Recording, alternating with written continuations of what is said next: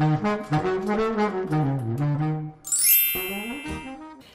guys, welcome to the Lemon Sisters. This is Leanne, and this is episode 40. I'm here by myself again this week. Just some scheduling conflicts between the sisters, so you get one sister this week. But we're going to talk about some really great things. As you guys know, it's May, and we're here. It's a beautiful spring day in Indiana, and I'm just enjoying the weather, but summer's around the corner, and which makes us all kind of think about summer vacations and all of that fun, which puts us in Disney mode. And then you try to plan. So this Sunday we went for a picnic with our family and kind of had the, all right guys, when are we going for real talk? And so we decided that looks like around September, which is usually our normal time that we go. We've kind of put it out there. So as I was thinking about it this week, I was thinking, gosh, what do we need to do to plan for our trip? It's 5 months away. We should have been planning a little earlier, but it's kind of how we do things. So we gotta wait. And so we've been thinking about it, and we thought, what are some ways that we can go and we can spend this time before we go to Disney to help cut down the cost? We all know that Disney costs a lot of money. Not as much as what some people think. They think you got to take out a small loan. I think that if you do it right, you could have, enough time, and you can plan it right and accordingly and save the money to go and have a fabulous trip. You just got to know your way around. So today we're going to talk about ways to save money for your Disney trip. Not while you're there, but before, to help, kind of ease the burden of it. So some of the ways that the Lemon Sisters do it is, I like to plan it out. So we're in planning mode right now. So you have to make sure you've got your dates and where you're staying and all that. Once you've planned that out, kind of compartmentalize what you what your expenses are going to be. I like to put them in, your travel, your tickets, your where you're staying, because that's a huge cost. And what am I forgetting? Food while you're down there, expenses while you're down there. So I like to say, okay, if we're going to spend X amount on our lodging, then I like to buy that beforehand. We have a condo at Westgate, and so we always stay off property. We're looking to sell that actually, and to look to go into buying in the Disney Vacation Club. But we're not there yet. So we stay at our condo. We have a 2-bedroom loft so that we can have enough room for me and Tim and Libby and our mom and dad and anybody else who goes. Now there's perks with that to where you can do cheaper hotels and add on rooms to that. And so check that out. We normally like to buy that in advance or pay for the off years that we do, pay for that in advance, so that way, my lodging's taken care of. I don't have to worry about that.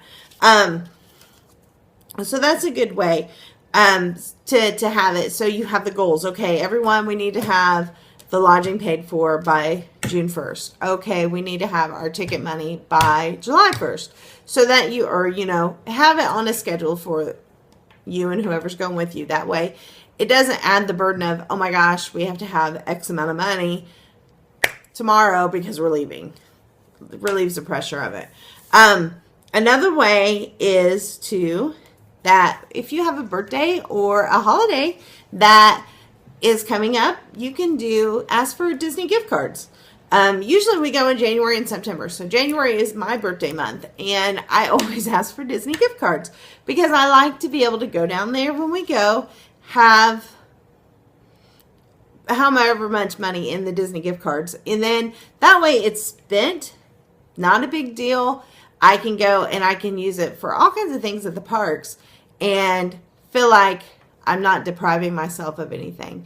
This is also good for kids because if you buy the Disney gift cards beforehand, then they know how much that they can spend. Libby's not at that stage yet. She, is fine with a sucker or something. She doesn't need a bunch of stuff. But there will come a day where she wants all of the attractions and all the things. So we're preparing. That's a good way to help save, is to buy those gift cards while you're at the Disney store or even at Kroger's or any other, Disney gift cards are everywhere. So you can buy them everywhere. So that's one thing we like to do. Start a savings account at the beginning of the year, or as soon as you get back from your vacation, start a savings account for the next one. It's not always easy to do. Sometimes it's hard. Sometimes life is expensive. But if you do those little tricks, I think that it would definitely help ease the burden of the cost of going to Disney, because you don't want to go down there and not have any money to do anything. So having these little tips can help you. One of the things that I know of that people do is they cut out things that they don't use. If you're a real cable person and, like I can imagine our house being without cable. I'm a stay-at-home mom. So not having our cable or internet just wouldn't work for the Winton household. But it definitely, for other people, they cut it out because they don't use it or watch it. And that's an expense that they can use towards their vacations. They would rather have the time on the vacation and go to Disney and spend the money there. So if you can cut out things, lower your phone bill, do without as much internet or cable or, those little luxuries that we have, get rid of those. Another great thing that you can do is that you can get rid of, some of us have coffee habits. So brew your coffee at home and then just take it with you, and that way it knocks down a lot of money, and that money that you would spend at those places, put them somewhere else. Let's see here.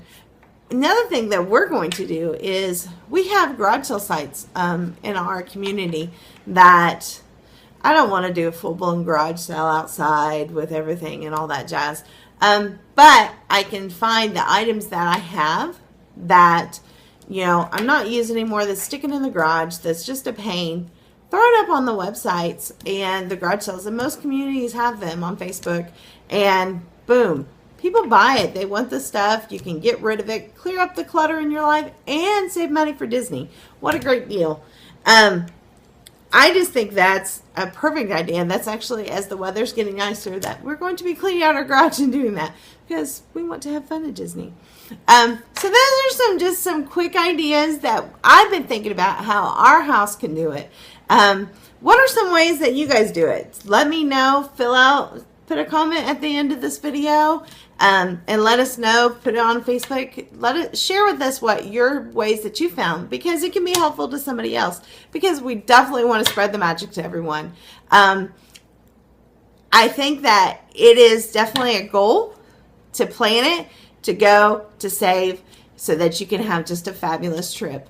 Make sure that you like and subscribe. Share this video with your friends. Next week, me and Mandy are going to be back, and we're going to be talking about our bucket list, your Disney bucket list. So what are some of the things that you guys are on your bucket list? I've been thinking about this one. I don't know. I think mine might be a little boring. Mandy's might be way more exciting than me. So send us your comments and like and share. And as always, have a magical day.